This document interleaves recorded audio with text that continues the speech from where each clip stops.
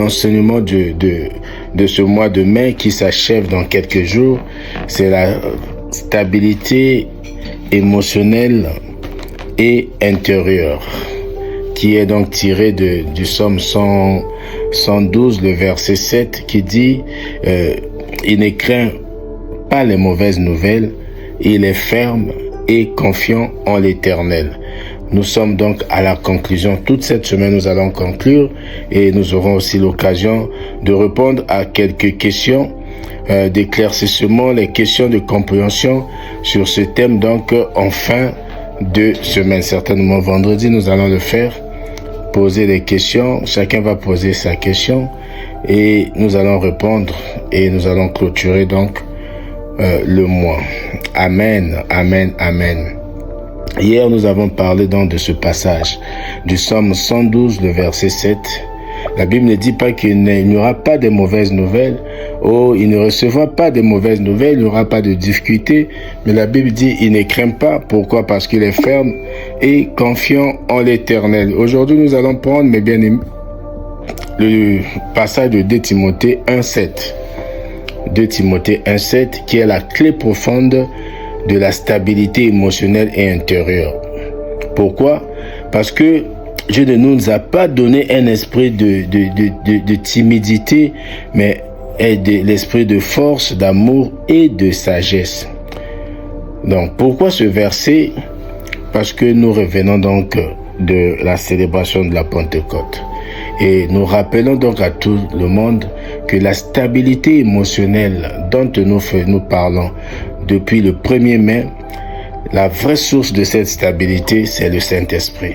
Nous l'avons dit que le Saint-Esprit est la véritable source de la stabilité émotionnelle et intérieure. Comment cela se manifeste?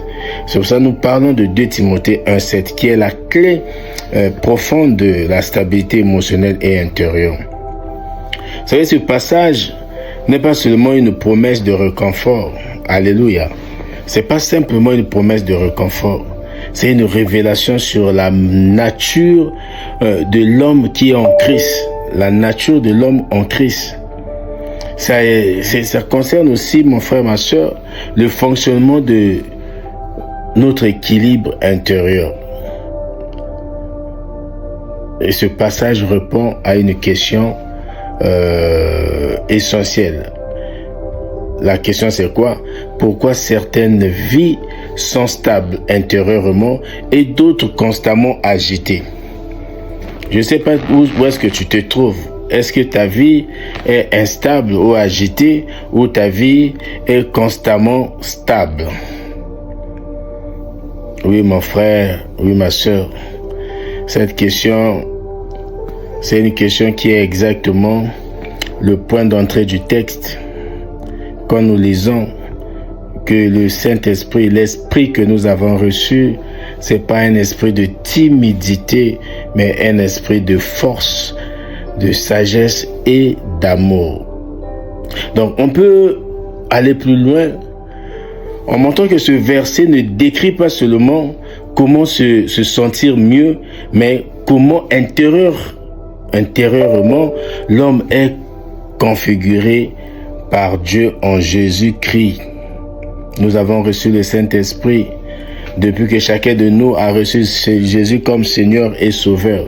La Bible dit, car Dieu ne nous a pas donné un esprit de timidité, mais de force, d'amour et de sagesse. Et de force, amour et sagesse. Donc ce verset, mon frère, ma soeur, ne parle pas d'un simple apaisement émotionnel, non. Ce verset nous rappelle, mes bien-aimés, une architecture intérieure qui est nouvelle. Comme les personnages de l'Ancien Testament n'ont jamais vécu.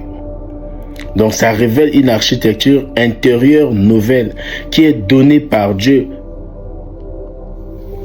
Donnée à qui? À celui qui croit, celui qui reçoit Jésus-Christ. Or, toi et moi, nous avons reçu Jésus-Christ comme notre Seigneur et Sauveur.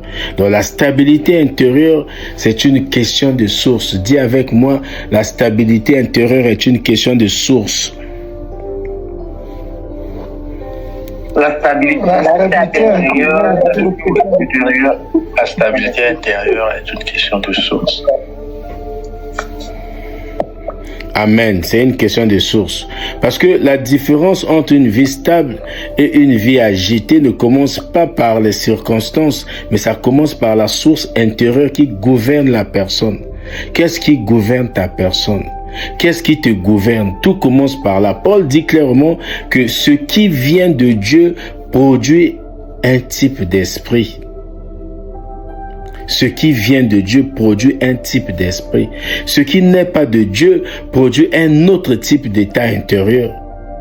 Donc, il y a deux systèmes intérieurs qui s'opposent. Alléluia. Deux systèmes intérieurs qui s'opposent. Il y a l'esprit de timidité. C'est un système qui est donné par la peur.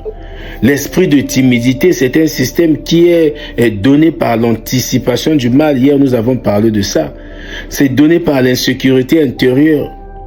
L'esprit de timidité qui est donné par la perte de contrôle émotionnel. Et le résultat, c'est quoi? Une instabilité intérieure. Donc, l'esprit de timidité qui est opposé à l'esprit qui est donné par Dieu. L'esprit qui est donné par Dieu, est caractérisé par trois choses. Toi, le Saint-Esprit que tu as reçu se caractérise par trois choses. Numéro 1, la force. Numéro 2, l'amour. Numéro 3, la sagesse. Donc on dit que tu sois rempli du Saint-Esprit, tu dois donc manifester la puissance, l'amour et la sagesse. Le résultat, c'est quoi? Un équilibre intérieur. L'équilibre intérieur. Donc, c'est pour dire, mon frère, ma soeur, que la stabilité intérieure est une architecture spirituelle, comme nous l'avons annoncé hier. Parce qu'une vie stable n'est pas une émotion stable. Non, non, non. Une vie stable est une structure intérieure qui est stable. Paul le montre en trois piliers. Il parle de la force, l'amour et la sagesse. Et le Saint-Esprit qui est en toi, mon frère, ma soeur, manifeste cela. Sans force, tout événement devient une tempête intérieure. Si tu n'as pas la force, c'est ça, nous commençons par la force, qui est le pilier de la résistance. La force, nous tirons cela au Saint-Esprit. Donc, celui qui n'a pas de Saint-Esprit, c'est difficile d'être résistant dans les tempêtes. La force, il dit l'esprit que nous avons reçu, le Saint-Esprit que nous avons reçu, c'est pas un esprit de peur, c'est pas un esprit de crainte. C'est pas un esprit qui nous donne ces émotions-là de crainte, de peur, de colère ou quoi. C'est pas un esprit de timidité, mais c'est un esprit de force. La force, c'est quoi? C'est la capacité de rester debout dans la pression. La force, c'est quoi? C'est la capacité de ne pas se fondrer dans les crises. C'est la capacité de résister aux attaques internes. Les pensées, les peurs, les émotions. C'est ça ce que nous appelons la force, c'est pour ça. C'est pas la force de faire tomber, c'est pas la puissance de faire tomber les gens dans les églises, ou quand tu passes, quelqu'un t'a vu, quelqu'un tombe. Non, tu fais passer ta main comme ça, les gens tombent. Non, non, non, non, non. C'est pas cette force-là que nous avons reçue. Attention. La force que nous avons reçue, c'est cette capacité qui nous permet de rester debout dans la pression, de rester debout dans la tempête, de rester debout, mon frère, ma soeur, de ne pas se fondrer dans les crises, dans les manques, dans toute attaque que nous pouvons subir. Sans cette force, tout événement devient une tempête intérieure. C'est cette force-là du Saint-Esprit qui nous maintient debout. Et l'amour, c'est le pilier de l'équilibre. Dis avec moi, pilier de l'équilibre. Pilier de l'équilibre.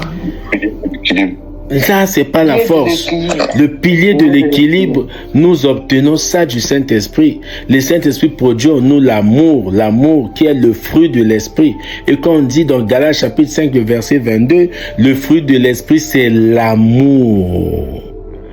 On ne dit pas les fruits de l'esprit, la Bible dit clairement le fruit de l'esprit, c'est l'amour. On dit virgule, la paix, la patience, la joie, la douceur, la bénignité, la fidélité, la tempérance, autrement dit, la maîtrise de soi. Donc l'amour de Dieu produit en nous la sécurité intérieure. L'amour de Dieu nous rappelle notre identité qui doit être stable, c'est l'amour. L'amour de Dieu produit quoi? La guérison des blessures émotionnelles. C'est cet amour-là qui produit cela. Parce que, mon frère, ma soeur, vous savez, il y a beaucoup d'instabilité. Beaucoup d'instabilité vient d'un cœur qui ne se sent pas aimé, un cœur qui ne se sent pas accepté, un cœur qui ne se sent pas sécurisé. Quand ton cœur ne se sent pas aimé, accepté, sécurisé, ça crée des instabilités. Mais Dieu me oint ce soir, toi qui participes à ce programme, toi qui écoutes ou tu pries avec ce programme, que tu es accepté en Dieu. Je te rappelle, Dieu me oint pour te dire que tu es accepté en lui. Alléluia. Amen. Amen. Tu es accepté en Dieu. Amen. Parce que tu es accepté en Dieu, il faut te sentir donc, cet amour-là te produit la sécurité intérieure. Cet amour te produit la stabilité. Cet amour guérit tes blessures émotionnelles. Je connais pas tes blessures, mais je déclare par la puissance de la parole de ce soir que tes blessures émotionnelles sont guéries au nom de Jésus-Christ de Nazareth. Au nom de Jésus-Christ de Nazareth. Enfin, nous parlons de la sagesse. La sagesse est quel pilier? La sagesse est le pilier du gouvernement intérieur. Le discernement, c'est la sagesse. La sagesse est la maîtrise de soi. La sagesse, quand nous parlons de la sagesse, nous voyons le discernement. Quand nous parlons de la sagesse, on voit cette capacité de ralentir l'émotion pour laisser parler la vérité. C'est ça la sagesse. Tu ralentis l'émotion, tu laisses la vérité parler en toi. Parce que l'émotion te communique la réalité, mais Dieu te communique la vérité. Alléluia. La vérité. C'est ce que Dieu te communique par sa parole. Parce que sans sagesse, mon frère, ma soeur, les émotions vont prendre, les émotions prennent les décisions à ta place. Or, avec la sagesse, l'homme réfléchit avant de réagir. Avec la sagesse, tu discernes avant de conduire ou de conclure quelque chose. Avant de le conclure, mon frère, ma soeur, tu discernes avant. Alléluia. Mais pourquoi certaines vies sont agitées? Tu vas dire pourquoi certaines vies sont agitées. Paul répond d'une manière implicite à cette question. Parce qu'une vie devient agitée intérieurement lorsque la peur gouverne. Tu ressens la peur, mais tu te laisses gouverner par cette peur. Tu as des pensées qui ne sont pas alignées avec Dieu, mais ces pensées-là gouvernent ta vie.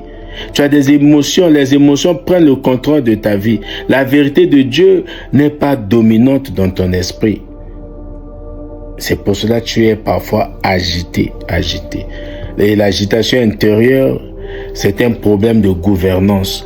Ce n'est pas seulement ce qui arrive dehors, non, mais c'est ce qui dirige intérieur, ce qui a le contrôle de ton trône intérieur. C'est ça. Qu'est-ce qui a le contrôle de ton trône? Est-ce la peur? Est-ce les pensées négatives? Est-ce les émotions incontrôlées? Est-ce la vérité de Dieu qui a le contrôle? Donc, si il y a des gens qui sont agités, c'est parce que il y a un problème intérieur. Leur intérieur est dirigé par les émotions. Mais pourquoi d'autres sont stables? On comprend que c'est ceux qui s'opposent à ceux qui sont instables. Parce que ceux qui sont stables, la force tient la pression. Quand tu as la force du Saint-Esprit, la force s'oppose aux pressions. La force résiste aux pressions et l'amour stabilise les émotions. Quand l'amour stabilise les émotions, la sagesse organise tes pensées. C'est la sagesse qui organise tes pensées. Je répète que la force tient les pressions. L'amour stabilise les émotions et la sagesse organise les pensées. Amen. Amen. Ils ne vivent pas, ceux qui sont stables, ils ne vivent pas sans combat. Comme nous l'avons dit tout à l'heure à l'église, ce n'est pas le manque de combat. Mais ils vivent avec un centre intérieur qui est stable. Il y a des combats, mais eux, ils se disent quoi? Nous avons Dieu. Ils se disent quoi? Dieu ne m'abandonne jamais. Ils se disent quoi? La parole de Dieu est plus vivante que ce que je suis en train de vivre comme réalité. Je préfère suivre la parole de Dieu que suivre ce que je vis. Pourquoi? Parce que la Bible déclare dans le livre de 2 Corinthiens chapitre 5, le verset 7, que nous ne marchons pas selon la vue, mais nous marchons selon la foi. Et ma foi, Romains 10, 17, vient de ce que nous entendons. Ce que nous entendons vient de la parole de Christ. Et la parole de Christ me dit dans Matthieu 28, 20, qui sera avec moi tous les jours. La parole de Christ dit encore dans Hébreux chapitre 13, le verset 5, qui ne m'abandonnera pas, qui ne me délaissera pas. La parole de Dieu me dit, ne crains pas, Ésaïe 41, 10, parce que je suis avec toi. Ne promène pas des regards inquiets, parce que je suis ton Dieu. Il est mon Dieu, je reste donc stable. La force de sa présence tient les pressions. L'amour de sa présence stabilise les émotions. La sagesse de sa présence organise et réorganise mes pensées. Voilà mon bien-aimé. La vie chrétienne est un rééquilibrage intérieur. Il faut de temps en temps rééquilibrer ton intérieur. Dieu ne change pas seulement les situations extérieures, mon frère, ma soeur. Dieu change la manière de penser. Dieu te change la manière de ressentir même. Il te change la manière de réagir. Dieu te change même la manière d'interpréter les événements. Alléluia. C'est une transformation. La transformation du centre de commande intérieur. La transformation de l'âme. Et la réponse à la question centrale, c'est quoi? Pourquoi cette vie ou certaines vies, mon frère, ma soeur, sont stables et d'autres agitées? On peut dire simplement parce que certaines vies sont gouvernées par la peur, ça veut dire la timidité. D'autres sont gouvernées par la force, l'amour et la sagesse. Voilà comment on peut dire. Donc l'Esprit de Dieu. Or, celui qui a l'Esprit de Dieu ne peut pas se laisser gouverner par la peur. Parce que la peur, c'est celui qui n'a pas reçu le Saint-Esprit, car le Saint-Esprit que nous recevons, c'est un esprit de force. Un esprit de force pour tenir, pour lutter contre nos pressions, un esprit d'amour pour stabiliser nos émotions, un esprit de sagesse pour organiser et réorganiser nos pensées. Mais celui qui n'a pas le Saint-Esprit va vivre avec la peur. Et la peur ne sera pas rejetée, la peur va commencer à gouverner son cœur. Donc, 2 Timothée 1,7 ici, nous enseigne que, mon frère, ma soeur, la stabilité intérieure n'est pas le résultat d'une vie sans problème. Tu peux avoir des problèmes, mais tu ne marches pas selon ces problèmes, tu ne vis pas selon ces problèmes, et que ces problèmes ne déterminent même pas ton identité, mais le résultat d'un esprit gouverné par Dieu, c'est un esprit qui n'agit pas. Un esprit dont les circonstances peuvent être les mêmes, mais l'intérieur est géré différemment. Au nom de Jésus-Christ de Nazareth. Au nom puissant de Jésus-Christ de Nazareth. L'instabilité intérieure n'est pas un plan de Dieu. Dis avec moi, l'instabilité intérieure n'est pas le plan de Dieu. L'instabilité intérieure n'est pas un plan de Dieu. Il y a quelqu'un qui ne déclare pas. Je suis en train de dire que l'instabilité intérieure n'est pas le plan de Dieu.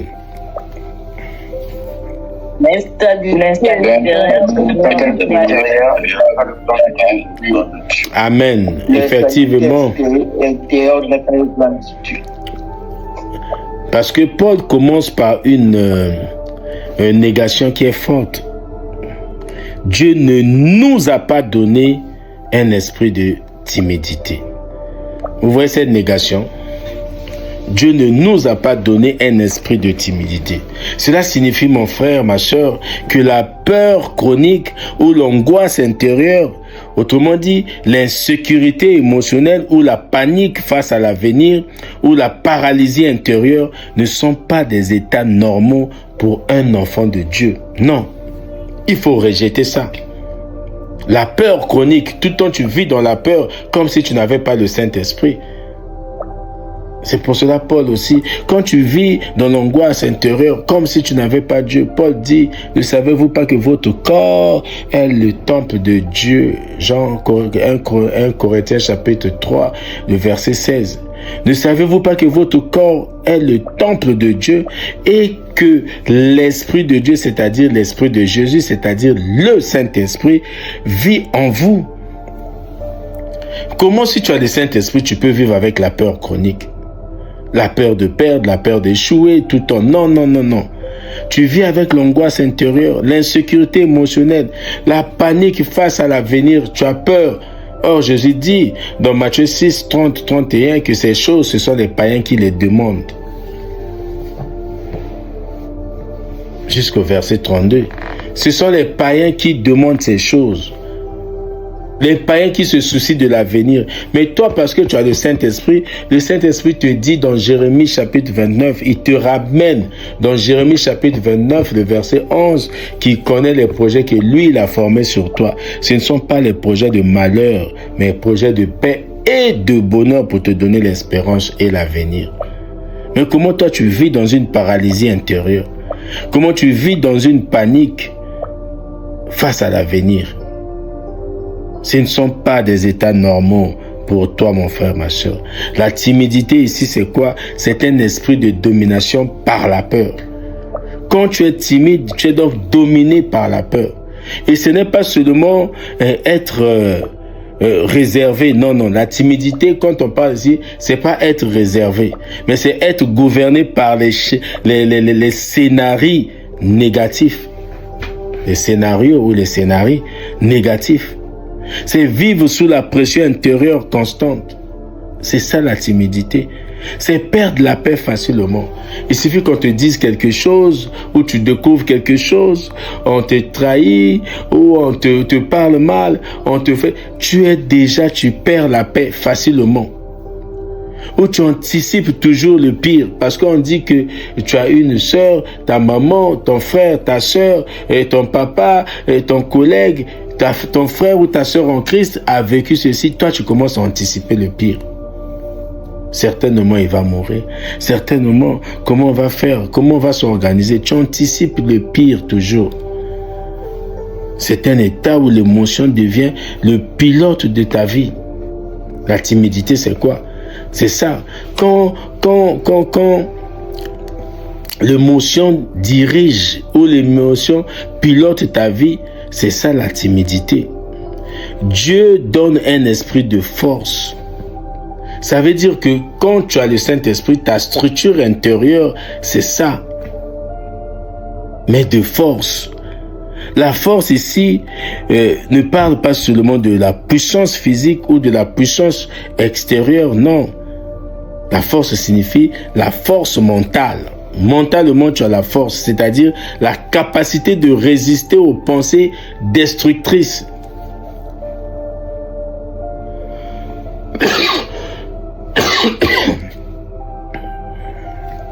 Tu dois en être capable parce que tu as reçu cette force. C'est la stabilité face aux pressions. Cette force, c'est une force émotionnelle. Dis avec moi, la force mentale, la force émotionnelle et la force spirituelle. La force mentale, la force émotionnelle et la force spirituelle. Amen. Tu as le Saint-Esprit. Tu as trois types de force. Quand on dit force, c'est la force mentale. On dit force, c'est la force émotionnelle. On dit force, c'est la force spirituelle. La force émotionnelle, ça veut dire ne pas se fendre facilement.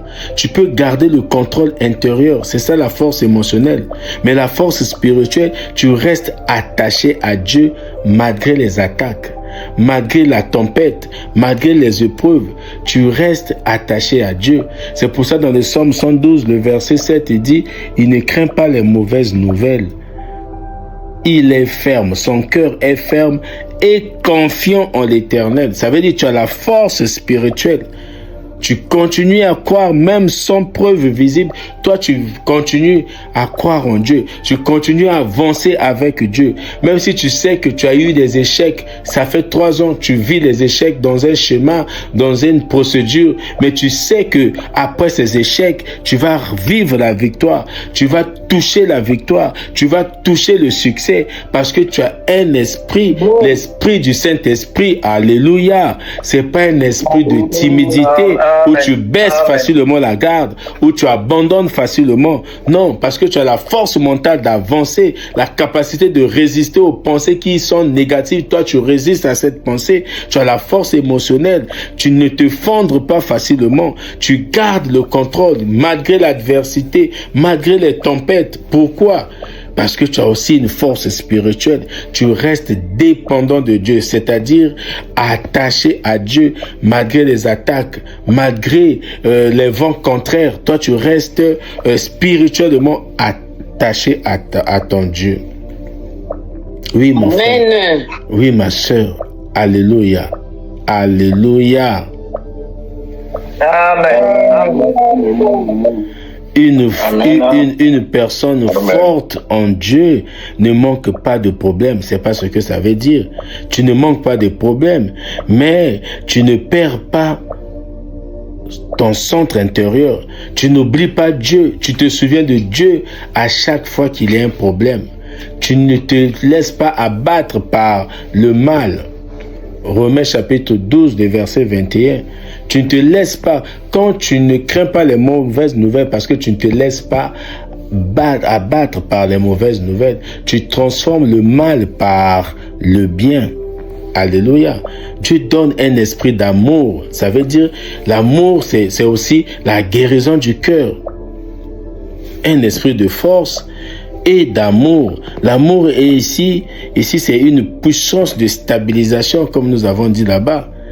Et beaucoup d'instabilités viennent de blessures qui sont effectives. Ça vient des rejets, ça vient des trahisons, ça vient de manque de sécurité intérieure. L'amour de Dieu fait 3 choses. Alléluia. Amen. Amen.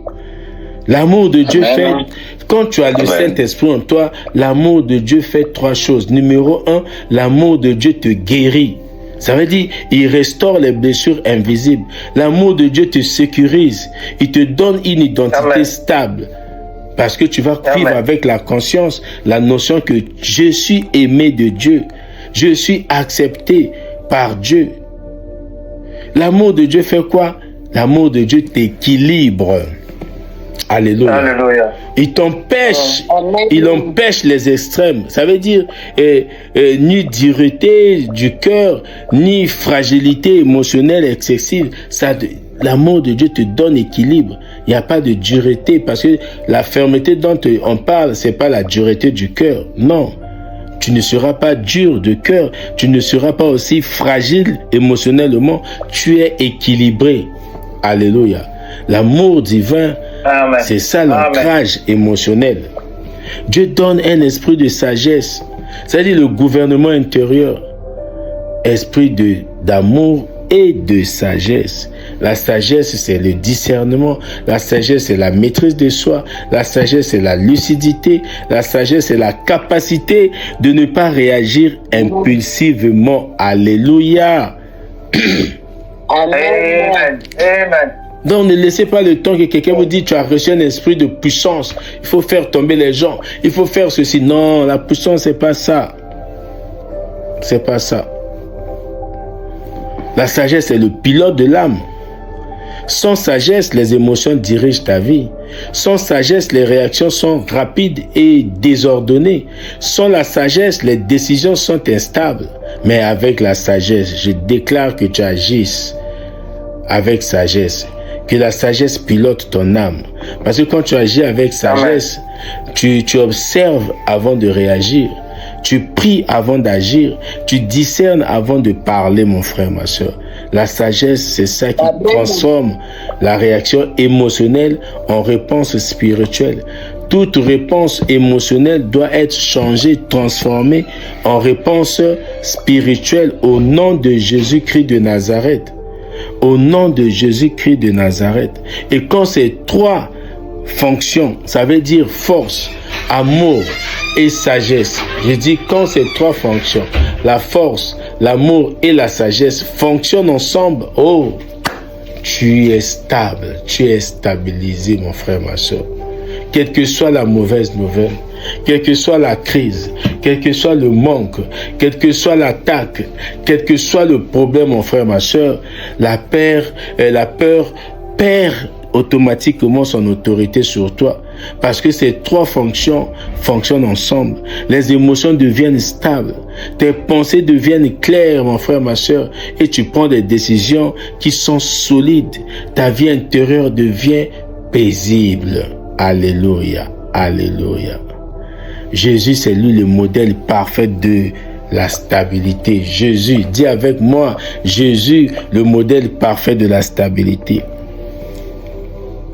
Jésus, le modèle parfait de la stabilité.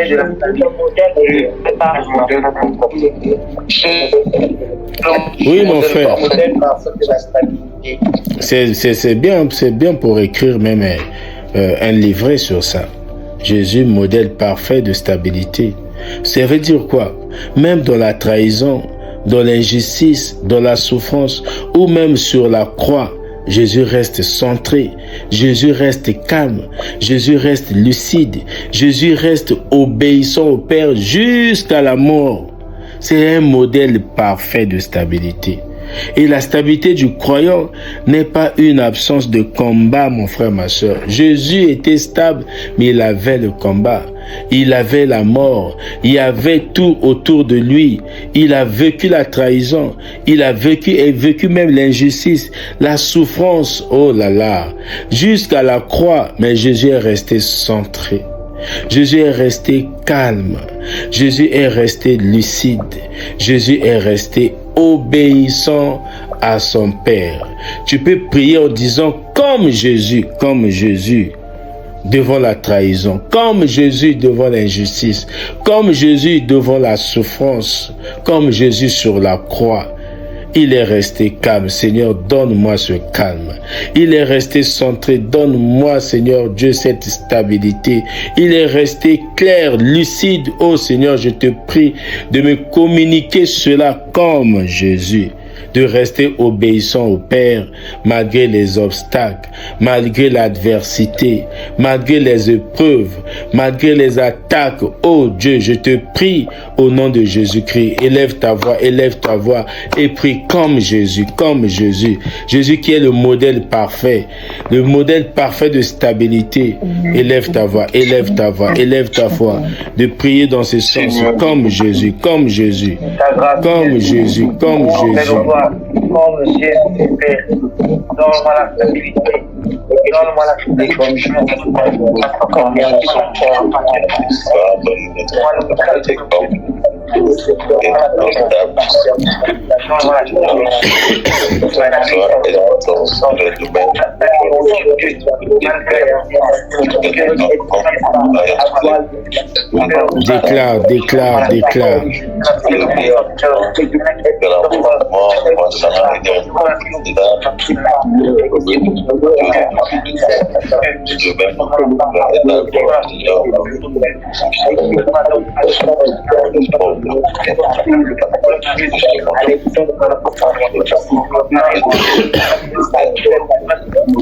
Déclare. Déclare au nom de Jésus. Déclare au nom de Jésus. Merci Seigneur, merci Adonai. Merci Père adoré. Au nom de Jésus. Au nom de Jésus. Merci Seigneur. Merci Père. Alléluia.